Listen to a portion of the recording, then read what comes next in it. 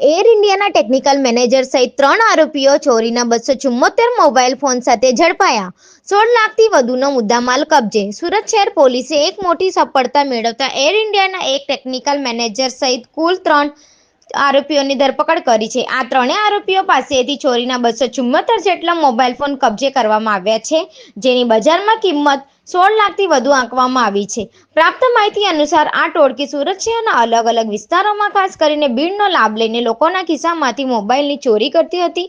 ચોંકાવનારી વાત એ છે કે આરોપીઓના મોટા ભાગે મનપાની બીઆરટીએસ બસમાં મુસાફરોની ભીડનો લાભ લઈને તેમના ખિસ્સામાંથી મોબાઈલ ફોનની ચોરીને અંજામ આપતા હતા.